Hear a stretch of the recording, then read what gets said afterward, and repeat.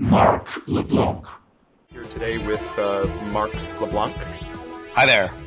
Hello. And I know that you sometimes go by Mahk LeBlanc. Yes. Is that still true, or? Yeah, some people call me Mahk. Yeah, you can call me Mahk if you want. Okay. And just so I know, is that like a Boston kind of accent reference there? It isn't. It's actually a Hans and Franz reference. Okay. So properly pronounced, it's pronounced in your Arnold Schwarzenegger accent, Mahk. Okay, Mahk. Yeah. Okay. Yeah. I need to work on my Arnold Schwarzenegger accent. Just a college nickname thing that stuck. Oh, okay. Yeah. Now, college. Did you also went to MIT, or am I? Yeah. Okay. And just what year was that? And were you computer science? Yeah. I was class of '91. I didn't graduate till after System Shock. I graduated in '94. Oh, wow. I was 6A. I was 6.3. I went 6A, which was, I don't know if it's still around, but it's engineering internship 5-year masters. But for me, it turned out to be more of a 7-year masters. Wow. But yeah, so because I took some time off to make System Shock. So you were, was Looking Glass like an internship for you then, or? Well, I was an intern at IBM. I was part-time at I started at Looking Glass in '92. I was part-time at that time on Underworld 2 and working on my thesis the rest of the time. So you were a graduate student? I was a grad student at that point. Yeah. Okay. Did you also do your undergraduate at MIT? Or? Yeah. It was a 5-year master's program. Oh, I see. So it was a combined bachelor's master's program with an internship. It was called 6A back then. I don't know if that program still exists now. I'm not. It's engineering internship with masters. Yeah. So yeah, I came in to MIT around must have been fall of '87. And graduated in '94. So that's a little while. Yeah. But, yeah. So did you? So how did you get into Looking Glass? Did you just know some people, or did you hear about it, or how? I lived on 4th West at East Campus with Doug Church and John Mayera and James Fleming and a bunch of other guys who were kind of the original. I guess Doug and Dan were like the original Blue Sky guys who got hired by Paul Neurath, who was the friend's uncle of a guy on 4th West. So the whole formation of Looking Glass was this sort of chain of nepotism. Some guys on 4th at MIT, some guys on 4th West played D&D with this guy whose uncle had a game company, and the rest is kind of history. And this would have been like early '90s?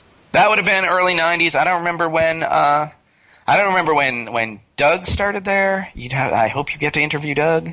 I don't know. I don't remember. That would have been early '90s. And I didn't show up till '92, till after Underworld 1 was already out in the world. Although I did help out. I did sort of play test Underworld 1 while being a grad student. Oh, okay. So was it already Looking Glass by the time you were there? Because I know that it was Blue Sky. No, it definitely became. It was Blue Sky when I was there. It became Looking Glass. I think it became Looking Glass for System Shock. For System, yeah, okay. So that would have been. It's possible for a little while it was Flying Fish. There was a little while where it was Blue Sky, and then there were like a zillion companies in Montana called Blue Sky or something. So Blue Sky wasn't that great a name, I guess. And then for a while it was Flying Fish. And there was a time when I feel like one of our clients, like one of our publishers, thought that Flying Fish wasn't serious enough for a game company or something. I don't remember why Flying Fish didn't stick, but it was Flying Fish for a little while. In fact, I feel like even the box cover of what does the box cover of Underworld 2 say? I want to say it says like a Flying Fish design on it. That's definitely not my memory, but I don't remember what it was. It says a flying fish. It might have been a blue sky design. There's something on the box cover. Be interesting to see what that says. Yeah, it would be a good thing. It would be a good thing to look up. But no, I've actually never even heard of the flying fish. Yeah, no, it was. There was a flirtation with flying fish and a zillion other names, and then it became Looking Glass Technologies. I do remember that. Yeah. It was Looking Glass Technologies because we were sort of this high tech 3D game company, and we thought there might be high tech 3D non-game applications to what we were doing. So we didn't want to box ourselves in too much. And then much later it came after numerous corporate machinations. It became Looking Glass Studios. So which games? So you said you started on. You did a little playtesting on Underworld 1. Underworld 1, yes. And you started on Underworld 2. And my understanding, just based on your reputation now and your work, is that you're essentially kind of a programmer designer. Right. I mean, most of my day-to-day work involves the typing of braces and semicolons. Yes. And also the hiring of other people to type braces and semicolons. So, and you mean now at the company? At my and throughout my career, the bulk of my work has been okay. But a lot of that has been a lot of the programming, particularly at Looking Glass, has been stuff that was very close to the designer. And Looking Glass was certainly an environment where everyone was free to sort of contribute their ideas and their thoughts to design. But certainly, for example, later on Thief, I would be working pretty closely with Tim Stelmach and the other level designers. I worked a lot on the level editor. I worked a lot on, the systems and tools that were kind of like the languages that the designers used. So I was kind of like the tech side of that. Okay. But although on Underworld 2, I did do design. I was a level designer, among other things. I did the ice caves. Oh, okay. I remember a lot of sliding around. Yeah, a lot of sliding around on the ice caves. That was a new feature for Underworld 2, was the slippery terrain was a new feature. Oh. Underworld 1 did not have, and so the ice caves were kind of like showcasing that. Showcase of that.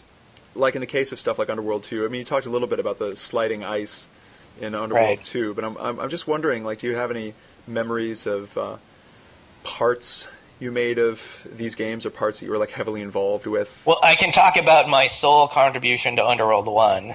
Okay, great. Which is kind of an illustration of that, which is that they had already had an Ultima-like system of sort of combinable objects, right? You could, take some oil and a stick and make a torch, right? And they already had all that stuff. Very Ultima 7-like with some of that object combining, yeah. Yeah, object combining. And so, and they already had, you could find a fishing pole and go fishing, and they had this whole little fishing subsystem.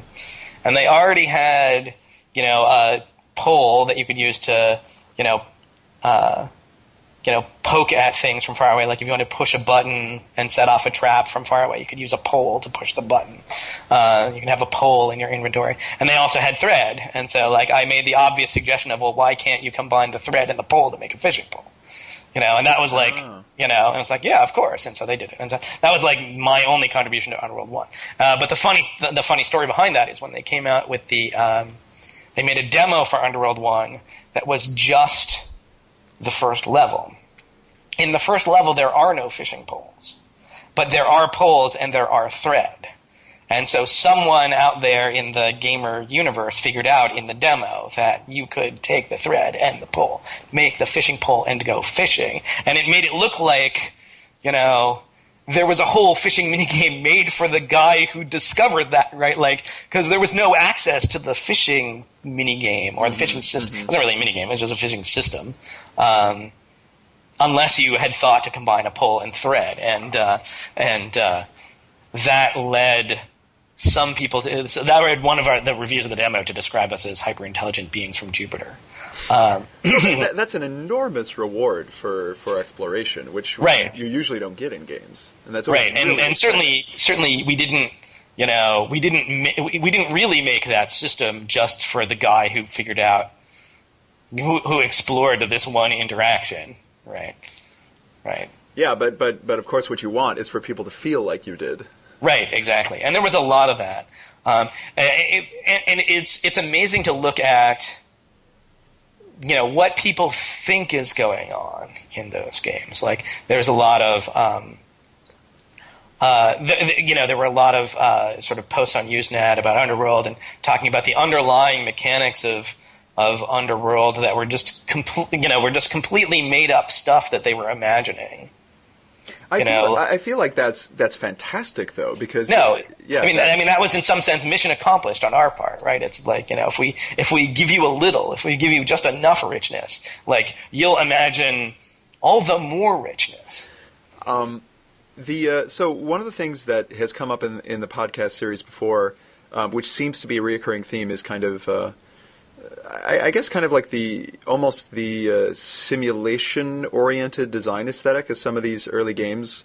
I remember Dan Schmidt saying something about how Underworld 1 almost began design as more of a simulation than as a game, and kind of like gradually became a game.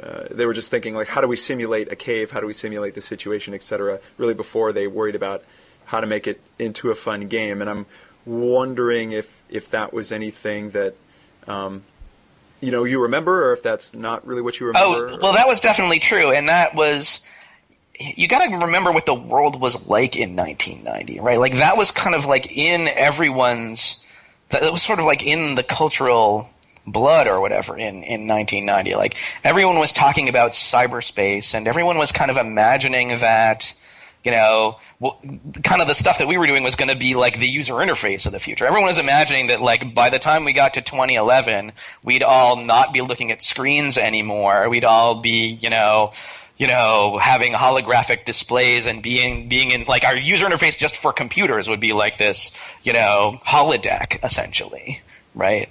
And that was kind of like, like the holodeck was kind of like the sort of cultural thing that everyone thought we were heading towards, and or like the metaverse and Snow Crash. Yeah, or like the metaverse, or or cyberspace, or things like that. All of that stuff.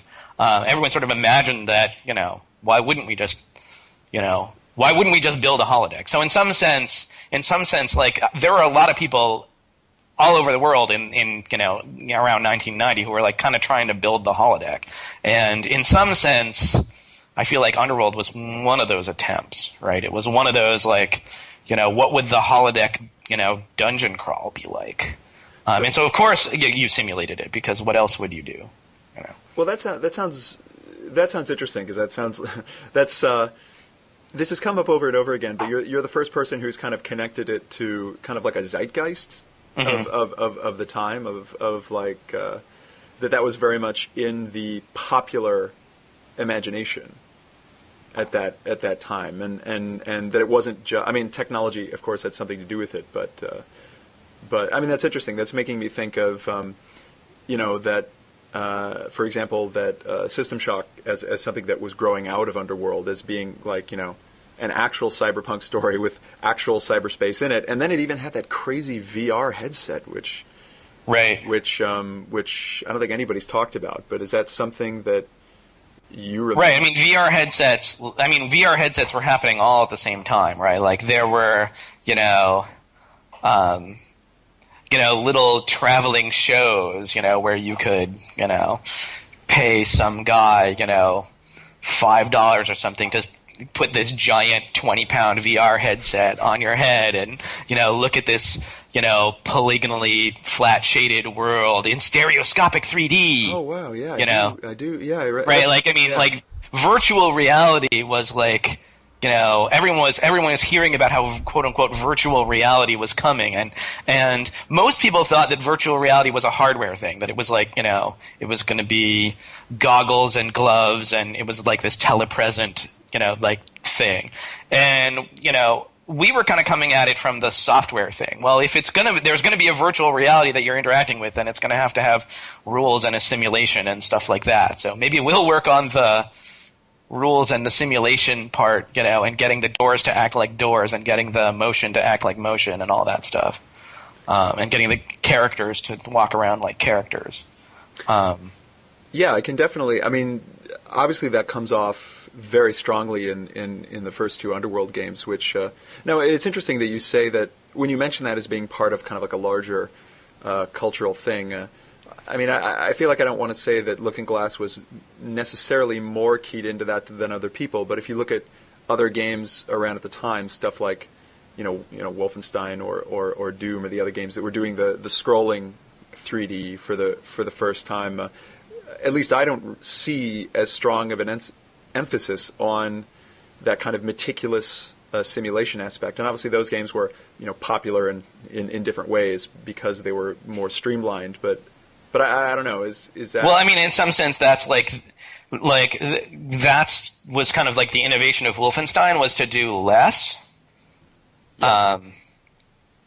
And to not assume that the thing that you build out from the real-time texture mapped. I mean, like Wolfenstein and Underworld were like the first two real-time texture mapped games, right? And the Wolfenstein innovation in some sense was that, hey, if you have that, then you don't have to have much more, right? You have that, give the player a gun and you're done, yeah. And the Looking Glass approach was sort of more ambitious and more thoughtful. In some ways. And I think that at least just speaking from my own motivation for wanting to do this podcast and being a fan of the games, it's that, whatever word you want to call it, I guess in this case, thoughtfulness that I guess that really drew me to those games over something like, because I remember having fun with Doom and Wolfenstein, on and off, but they didn't draw me in the way the Looking Glass games did, and the kind of the level of immersive detail in the simulated worlds to me seemed to be a really big distinguishing factor in those games. That right. I mean, if you even look at like Ultima 7, which came out right before Underworld, right? Even those kind of games, which weren't 3D or anything like that, but there was kind of the attitude that well, you can't put a chair in a room unless the player can sit in it, right? You can't have a loaf of bread unless you also have some way of I don't know how much detail Ultima 7 actually had, but my memory of it is that you probably could bake bread. You could bake bread, and do all that stuff. Swords, you could do all sorts of crazy stuff in that world. And so that kind of attention to detail, that kind of sort of completeness of the world. And you get a little. The game was a complete simulation of a complete world. Was definitely part of the Underworld ethos. Now one of the things I remember asking Dan and I don't remember what he said, but it's interesting though that's kind of coming from Origin and Ultima, right? Right. Did you see that as kind of because the first Looking Glass game was, kind of inherited from Origin in terms of, the IP at that time was associated with that kind of heavy level of simulation. Is that, I guess, do you see that as kind of part of the design legacy? Do you see that kind of focus on simulation as partially an offshoot of what Origin was doing, or is it just kind of they're all part of the same zeitgeist moment? So I wasn't there when Underworld became Ultima Underworld, right? So I can't really... Because that was really early, right? Yeah, that was really early, right? I mean, I will say that Ultima Underworld 2 was much more heavily tied to the storyline. Underworld 1 was kind of it's in the Ultima universe, but it's this kind of side story that, that really doesn't have anything to do with what is going on in Ultima 6 or Ultima 7 or anything like that. It's oh, you're back in Britannia and you've been thrown in a dungeon, and it's a dungeon. Yeah. And whereas Ultima Underworld 2 was very much kind of trying to be an offshoot of the Ultima 7 storyline, right? The Guardian was there, and there was the the castle was encased in black rock, and it was totally relevant to the Ultima mythology. It was where whereas the points of contact between Underworld 1 and the Ultima universe were very small. The Ultima Underworld 2 was definitely trying to be, in the Ultima storyline. And that certainly, I think, influenced the design. Because, we had characters, in the game who were canonical Ultima characters, right? We had guys walking around the castle who you had heard of before. And so we had to, that sort of created a sense of obligation for us, that, if we're going to be in the storyline, the storyline can't, pass through Underworld 2 and then suddenly you have, this strangely lower level of simulation, right? So I think that, and between Ultima Underworld 1 and 2, some amount of tech was built out. And this is part of my programming role on Underworld 2. Some amount of tech was built out to, be able to sort of have the characters have a daily schedule and, be at certain places at certain times in the plot and, just have a little bit more story logic. That hub world has its own story that is moving forward, and it kind of has rising action and a climax and right. And I guess, is that simulated, or did people just kind of appear at certain places, or no, they're characters have daily schedules, I think, even, and it's it's time for me to be in my bedroom, so the guy walks to his bedroom, and stuff like that. I mean, just like in Ultima 7. Okay, what year was Underworld 2? Was that 92, 93? Yeah, 92.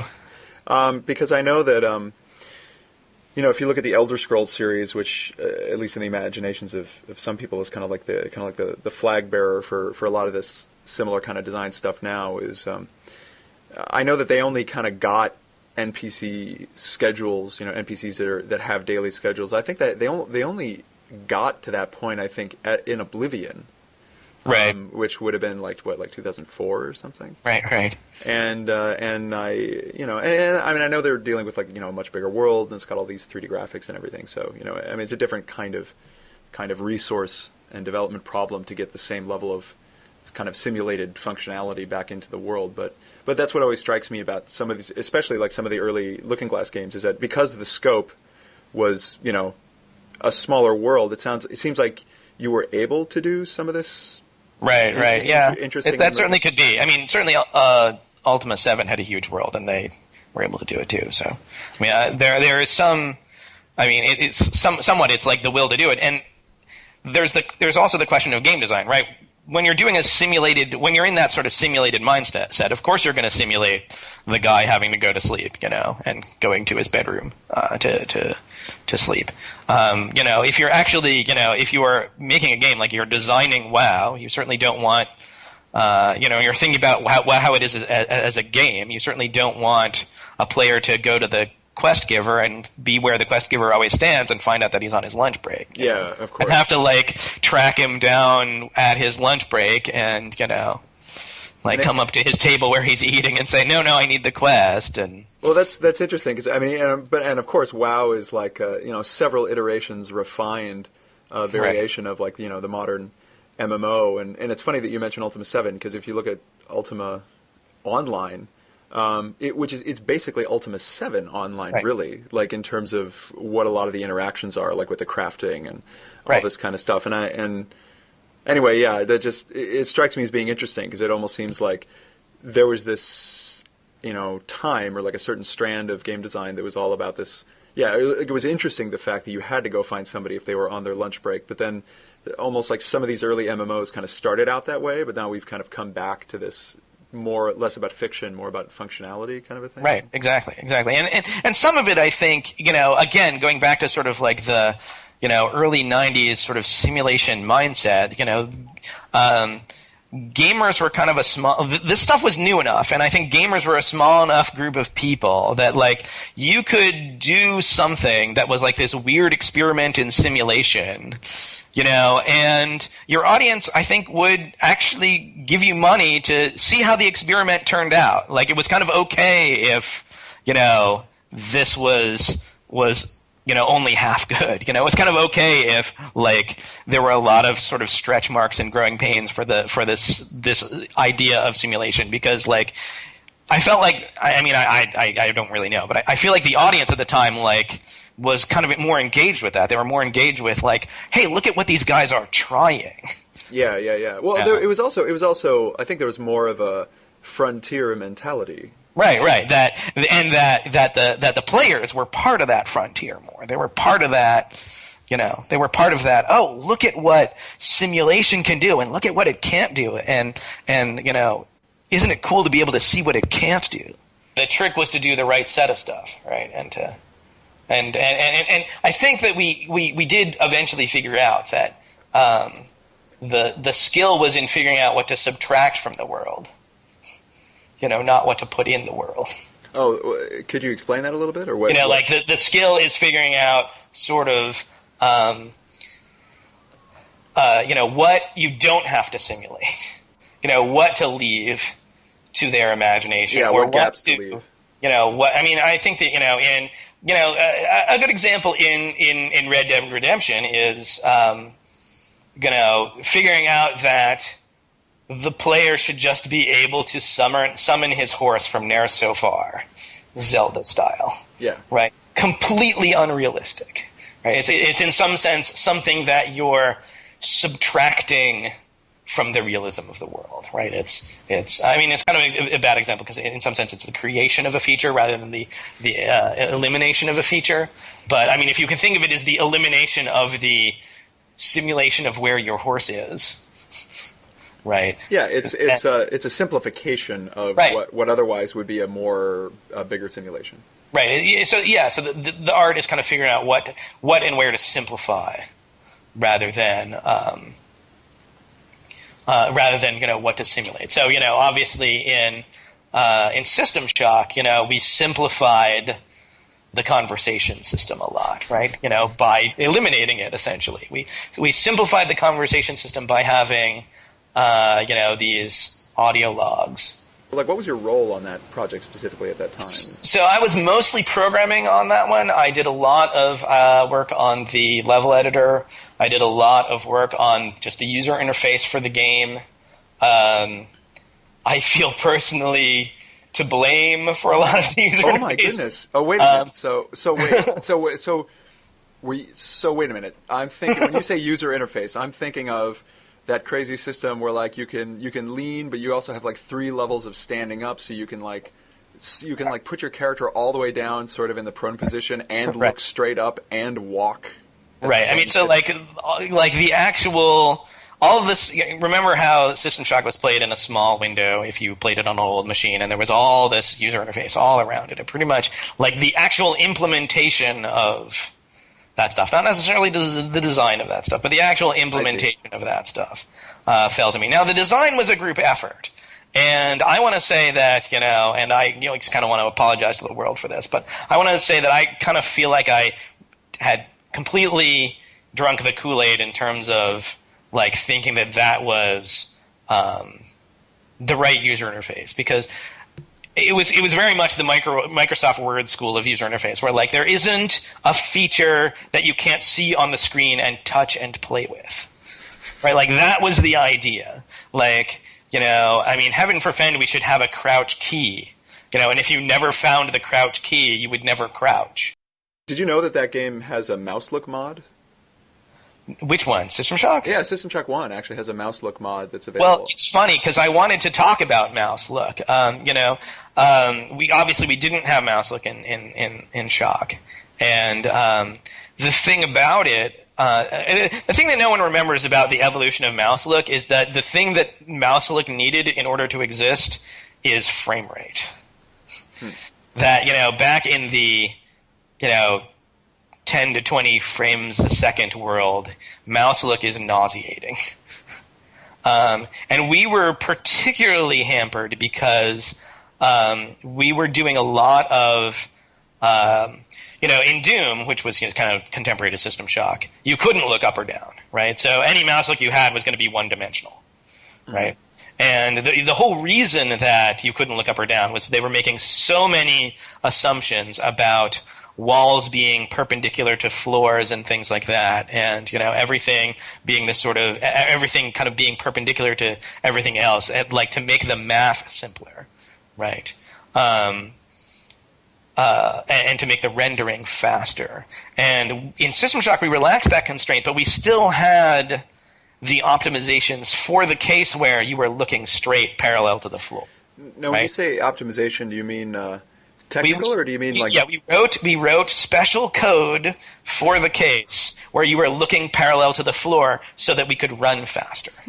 And if you play System Shock and you're running along, you'll notice that your head, as you run faster, your eye will start to level out and look parallel. And that was so that we could get your frame rate up, because we were soft. We didn't have 3D graphics hardware. Everything was fill rate bound, and just being able to, well, fill rate bound doesn't make this argument true, but the other thing was just being able to do the calculations based on right angles.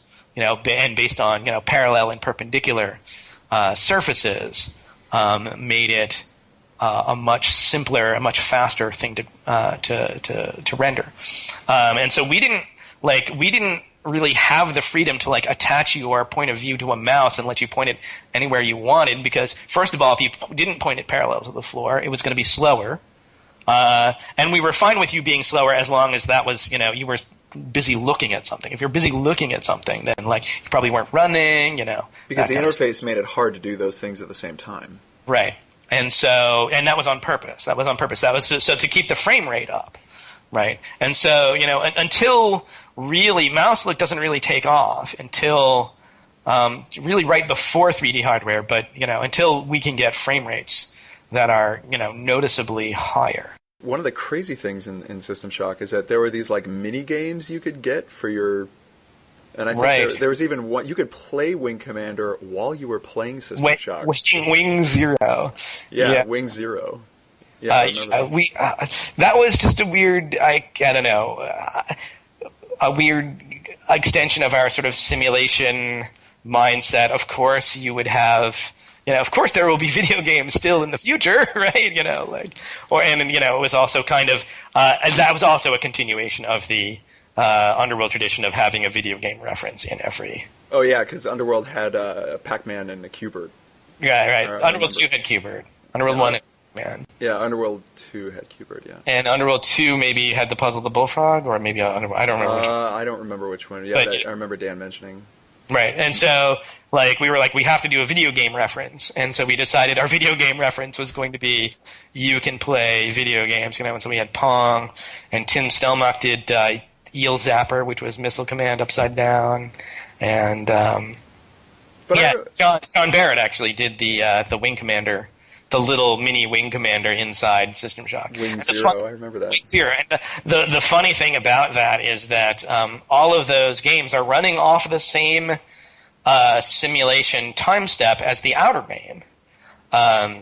So as time passes in the game world, time passes in the video game world of your playing Pong. So if you take the drug or whatever that slows down time, the video games will slow down also. Wait, are you saying that you can use drugs to play video games better in System Shock? You can use drugs to be better at Pong? Yes, you can. Absolutely.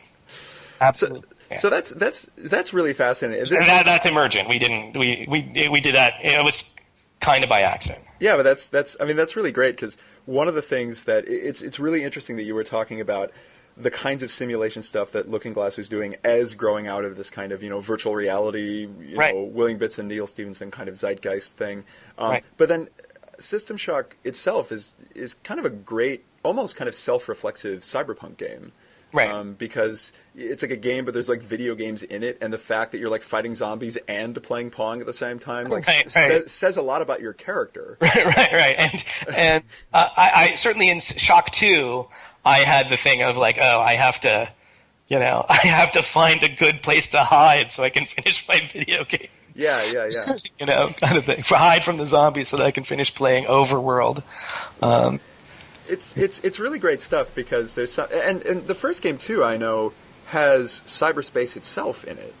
Right. As a concept, and it has like this whole different control scheme, and in fact, I think that's where the final showdown happens between you and Showdown. It's actually like in cyberspace.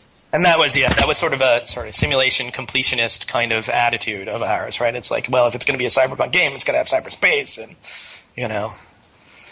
And in fact, the original design also had like terminal hacking. Like you'd go into the 3D world, and I think Deus Ex did this to a lesser extent, where you go into the 3D world and you like happen across some computer terminal, and then you sit down at the computer terminal, and now your whole screen's a computer terminal, and you're just typing in command lines and stuff. But we eventually cut that because of arguments about how the argument against it is that hey, why are you taking the player out of the world? At the time, we thought of the whole screen as part of the metaphor of the game. Yeah. Well, and it says a lot about it that you can choose to play window, like in a small box, or play the game full screen. That's actually part of the fiction. The implication. Right. Yes. It's like, oh, you don't want to be bothered by all this crap. Well, fine. This HUD features this nice feature that lets you. Right. And did we give that to you up front? I think you even earned that in the game. Oh, I don't think you earn that, but there's like lots. That's something you can do right at the beginning, I know. But but there's lots of other stuff that you earn. I remember that there's basically like a rear view mirror. Right. And then when you first get it, like software version 1 is like it updates every 5 seconds, and then like software version 3 is like it updates every frame. Right. And it has the side view mirrors too. And it has like the side view. So eventually you're this like walking super cyber augmented, multi-sensory badass person. Right, and a funny piece of trivia is that's also a ward against enemies, because we can't spawn an enemy anywhere you can see. So if you have your 360-degree vision up, we can't spawn enemies behind you to shoot you.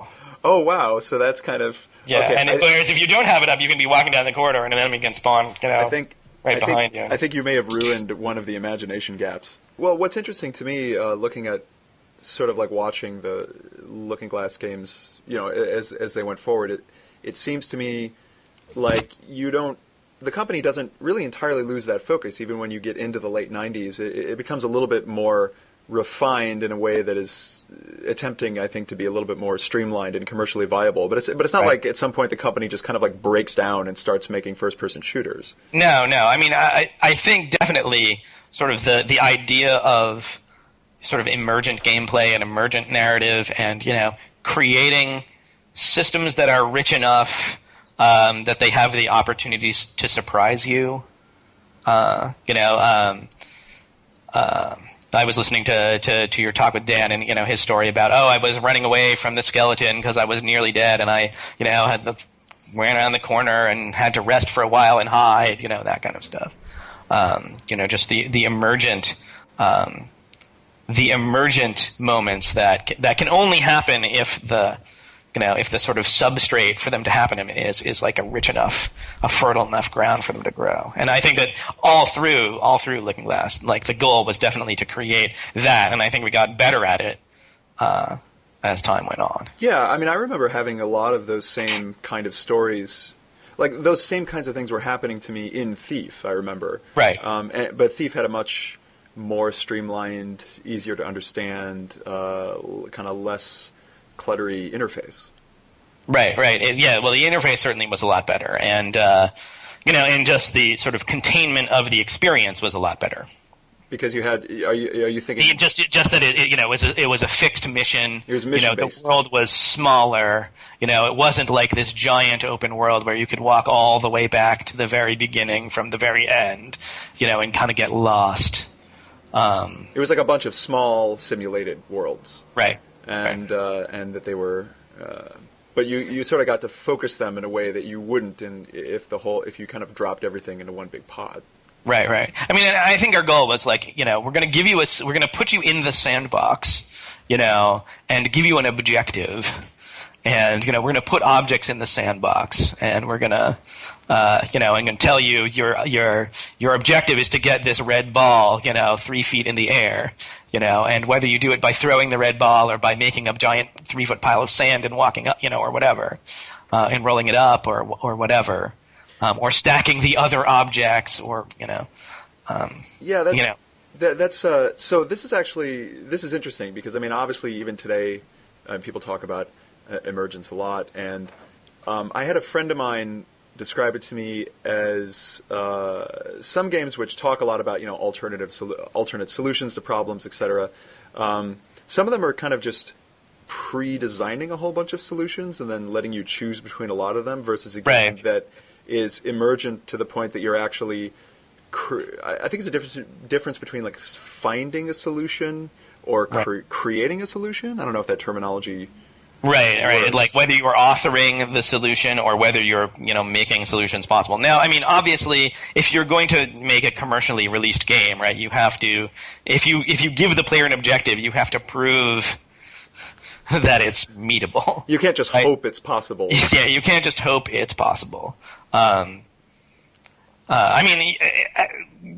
and large, right? Like you could have like a crazy achievement these days in your game that you have no idea whether it's actually achievable.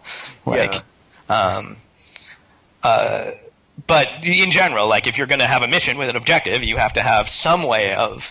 So there has to be something that's authored in there. You have to at least have played it once and prove to yourself that it's doable, right? And in so doing, you are essentially authoring one solution.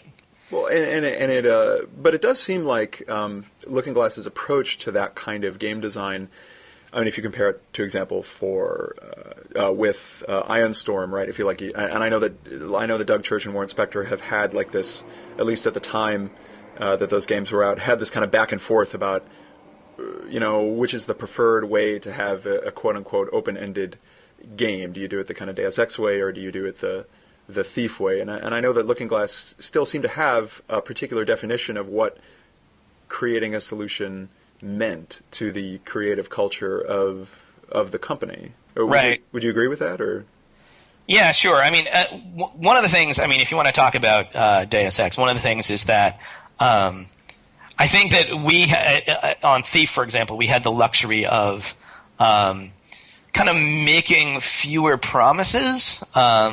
Like, I think that Deus Ex was trying to do something very hard, which was to not just guarantee a solution, but guarantee that multiple specific play styles would get vindicated, right? Mm-hmm. Guarantee that, if you wanted to be a sneaky guy, there was a way to do it. And if you wanted to be, the conversation-y, sort of like, manipulative guy, there was a way to do that. And if you wanted to be the guns blazing guy, there was a way to do that. And so, when you're making that, and that's a pretty high bar to shoot for. And when you're shooting for that kind of bar, the sort of branching alternatives becomes a much more attractive approach, right? Like if you're going to make, it's much harder to just build a sandbox in which, all three of those play styles are absolutely vindicated, especially the conversation one, right? Like that's pretty much, you're demanding authorship on the part of the designer there. But so yeah, I mean they shot for a pretty high bar. Warren shot for a pretty high bar there, and I'm not sure how we would have approached that problem. I think we probably would have ended up with kind of a multiple path with as much rich systems that and unpredictable outcomes as we could have, but we probably definitely would have probably authored multiple paths, which we were less inclined to do in Thief. Well, that is it is interesting to think about it that way. So it's like when you talk about it in terms of making promises to the player, right? One of the things you said is like, maybe Deus Ex is being more explicit about the kinds of promises it's making, whereas there's something almost kind of coy about Thief, where like it's almost just kind of like the clues in the title, and that's, right. I mean, we guarantee that we guarantee that you can get through the level by sneaking, because that's right on the title, as you say in the title, right? We guarantee that. We don't guarantee anything else. Like maybe you can get through the level by fighting, and in some sense, we tried a little bit hard to make sure that getting through the level through hiding was harder. You can judge for yourself whether we succeeded. And we also had the expert level where, in fact, getting through the level without fighting was mandatory. Mm-hmm.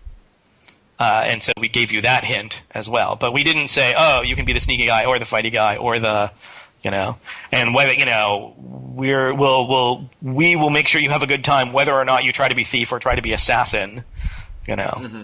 That's actually really interesting because Thief, it sounds like Deus Ex is kind of promising on multiple fronts, and Thief is promising on one front, but it's actually still following through on a lot of other fronts, but in sort of a more messy, emergent way. Right, in a way that it doesn't even know what those other fronts necessarily are. Yeah, because it's kind of like, because it's all kind of all icing on the cake at that point. Right. My big memory was, there's a mission in Thief where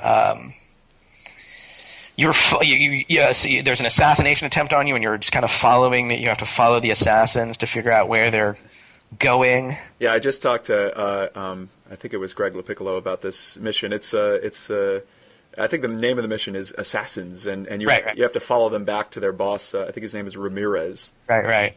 And so once you follow them back, you kind of have to have to sneak through and get in the front gate and stuff like that. And the front gate's really intimidating. And like I found some crazy solution where you end up climbing up. You have your rope arrow and you shoot it in a high window, and you end up climbing the rope with a crate in your hand. Like, imagine that. Climbing the rope with a crate in your hand, and then you find a shelf, and then the crate gives you just enough height so that you can kind of mantle up and climb over the wall of this fortress and sort of completely circumvent a lot of the stealth you needed to do to kind of like do your initial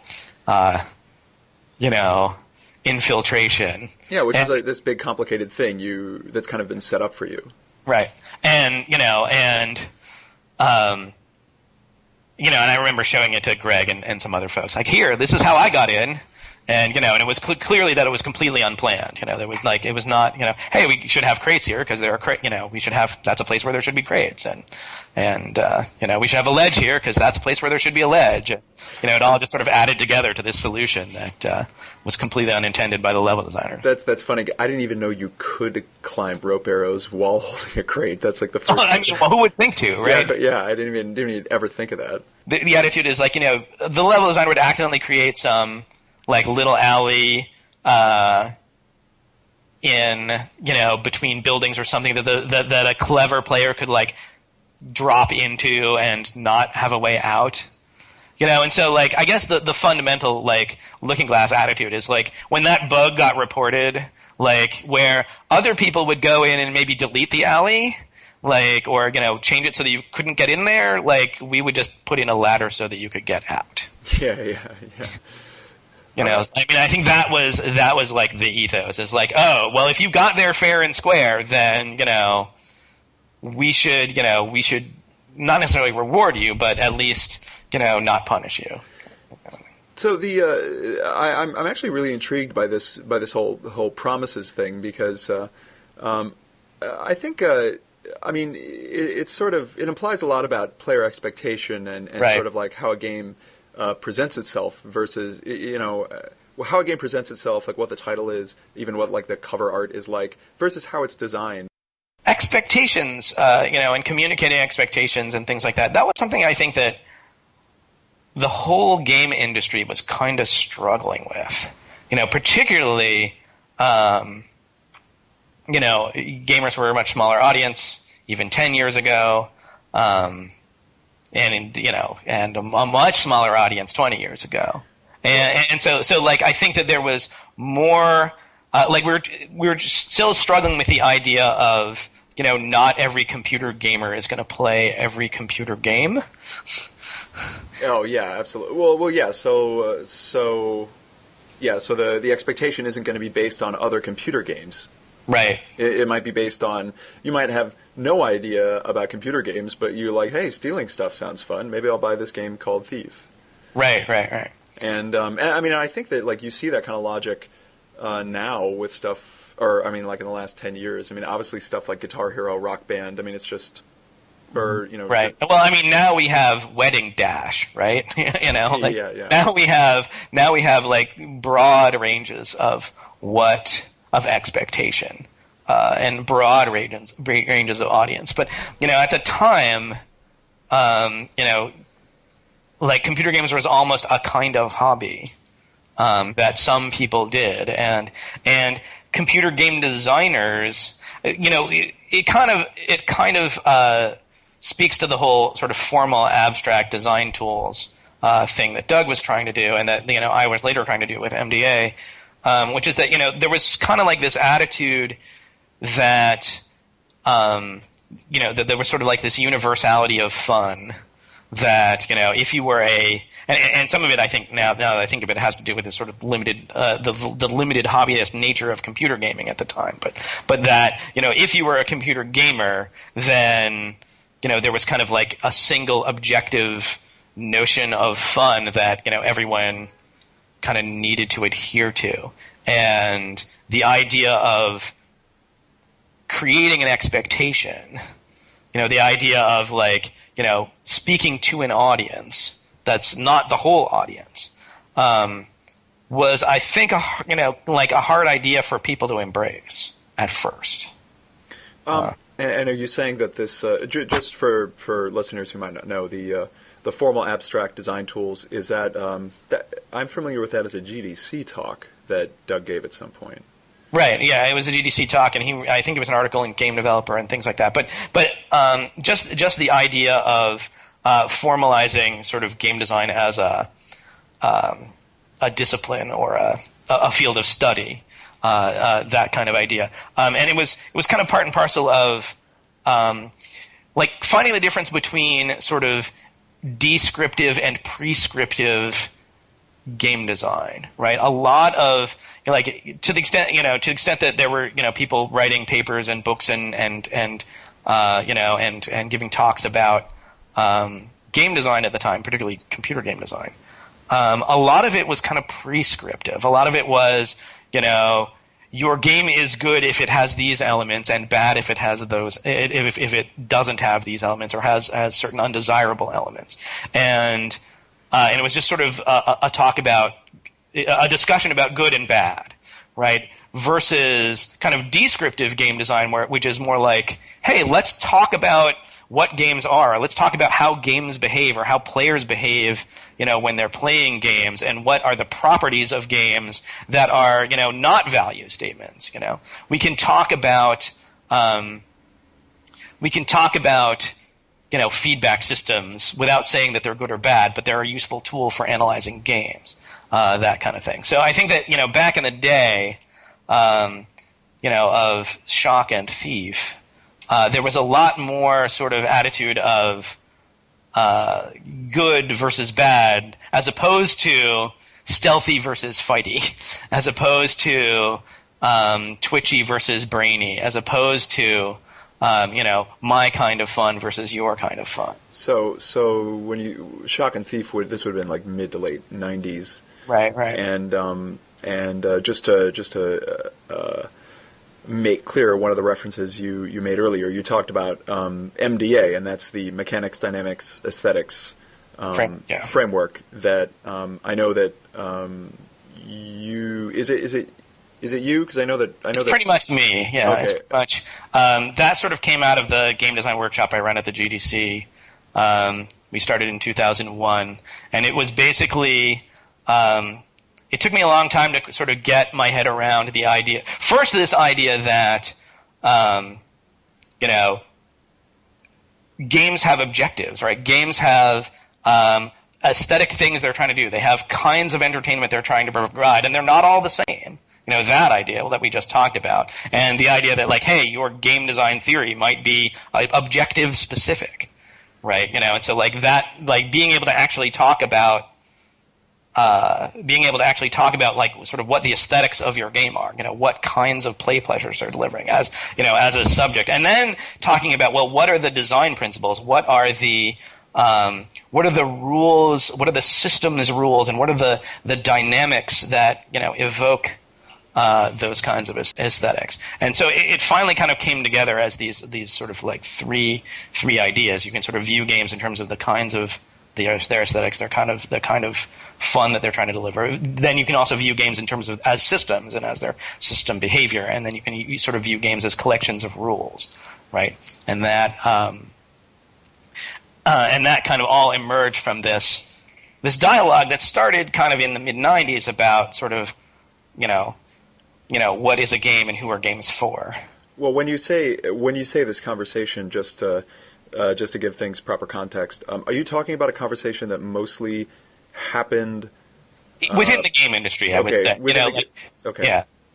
The real thing is that Doug gave a talk about sort of perceivable consequence in games, and he gave a talk about formal abstract design tools in the abstract, and he sort of like used this idea of perceivable consequence as an example of that, and he got a lot of feedback about he got a lot of pushback, I should say, about well, are you saying that if my game doesn't have perceivable consequence or intentionality, then it's a bad game? And the idea that you could make a descriptive statement that feedback systems can drive a game towards stability. Yeah. Right? That's a descriptive statement about games. And that's not a prescriptive statement. That's not your game sucks if it doesn't have a feedback system. It's not stability is good. Right? And the idea of separating those ideas was it's kind of a big conversation that was a big sort of evolution that was occurring. I feel like at places like GDC and in the magazines and sort of in the conversations that people were having about game design at the time. And it sounds it seems interesting that so you with Doug's formal abstract design tools, yeah, and you with the MDA framework are both coming out of the same company at the time with the same kind of dealing with the design in a particular way. And I mean, would you say that your time at Looking Glass or the kinds of problems you were trying to solve there or design you were dealing with had an impact on stuff like the MDA framework? Oh, I think absolutely. I think that we were definitely big believers in emergence, and we were definitely big believers in games in general and digital games in specific as being a new medium that was separate from film, that was separate from just regular guy linear narrative, and that the sort of like the sort of like the juicy fruit that it had to offer was this idea of emergence, this idea that what you were going to get was not preordained by an author, but is something that just kind of emerges from the system of the game, and really, MDA is kind of there to. The reason why I kind of embraced it and continue to teach it is to reinforce the idea that the thing that's different about games is that it's this dynamic system. It's this thing that is happening to you right now. It's not something that an author wrote. It's not something that a bunch of actors did 6 months ago and was captured on film. It's something that is happening right now and could happen differently from the way it happens to anyone else, right? And that to be fair, that's true in all medium, right? Like when you go to see a movie, right? Like there is a process by which photons pass through some film and it bounces off a screen and enters into your eyes, and like that's unique to you. Like that has to happen to you separately from everyone else. And you may look at a different part of the screen, and you may bring, you may have different experiences that you brought to that moment. and so it is different for you, but but not in the same way. It's a different kind of difference. Yeah, it's a different kind of difference. Yeah, exactly. In the case of so what's interesting about that to me is, when you talk about this coming from, like, if we're going back to what we were talking about earlier about the difference between the more meticulous, more kind of detail-oriented simulation design of the Looking Glass stuff versus, compared to stuff like Doom or whatever, Right. and now coming out into this MDA framework, and then you having this idea that, well, wow, this is like what games can really do. This is what really makes them different. Is that something that, do you feel like those lessons have been kind of, well learned in kind of like a post Looking Glass game industry, or are we still really like looking for that? And I know this is subjective. I'm just wondering what your kind of take on that is. I think that the lessons are. I think the lessons are pretty well learned. I mean, I think that I'm not saying that there isn't room, in the world for games that are very linear, and I'm not saying that there isn't room in the world for, some very authored experiences. But I think that, certainly if you look at, I'm playing a lot of Red Dead Redemption right now. And if you look at, certainly the RPGs of the day, and I would count RDR as an RPG, then I think you are seeing a lot of that being embraced. And and even I think sort of like the things that are sort of more set piecey. I think even like the Plants versus Zombies of the world, and Sure. the casual games. I think that even those are kind of built, for the player to have their own kind of thing to do. Even the Facebook games, right? The Facebook games are about, what do you want to do? What do you, the player, want to do now? It's not about push space bar to read the next page of the book. It's about, like, what fun are you going to extract from this toy? Yeah, mentioning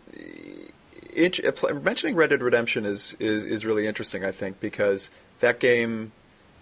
First of all, I absolutely agree with you that it's an RPG.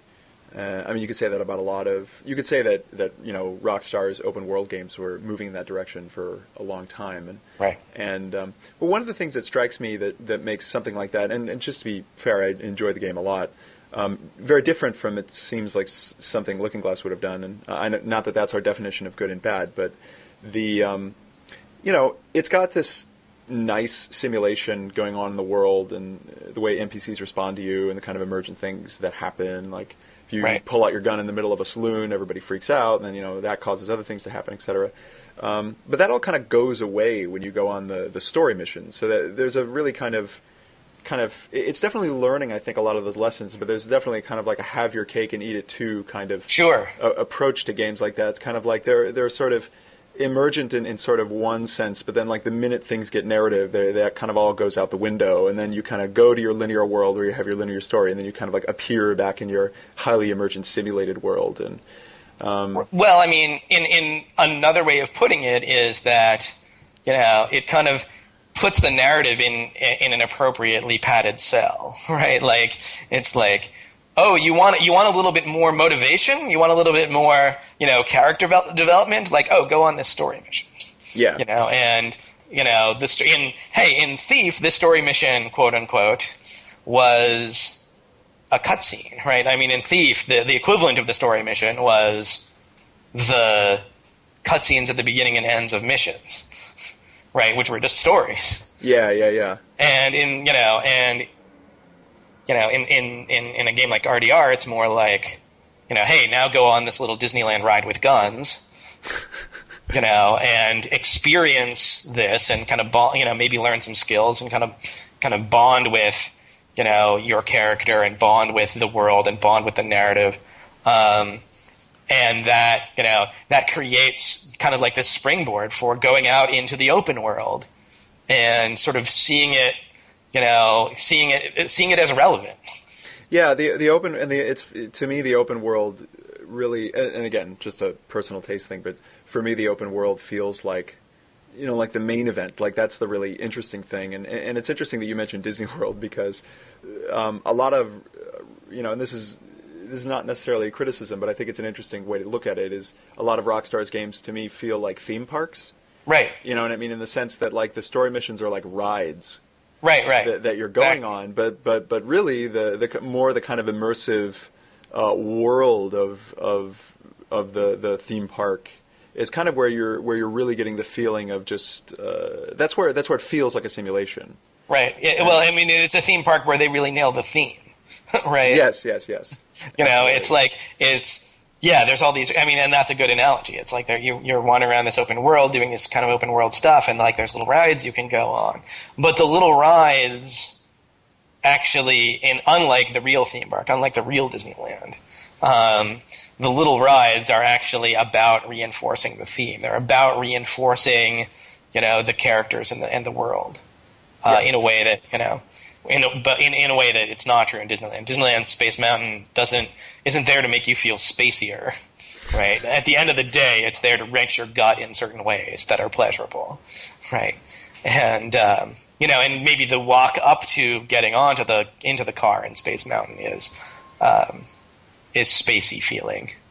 It's like if you design Disney World more like Red Dead Redemption, it's like all those rides. Their relationship to the space would be less arbitrary. Right. It would be, it's almost like an extension of the world I'm in or the story. It would almost feel like a story had happened to you by going to the park, as opposed to just like I went on rides. Cause I want to go to that park now. That would be. It's a great idea. Let's I don't know. Let's get some venture capital and make it happen. I'm sure. Yeah.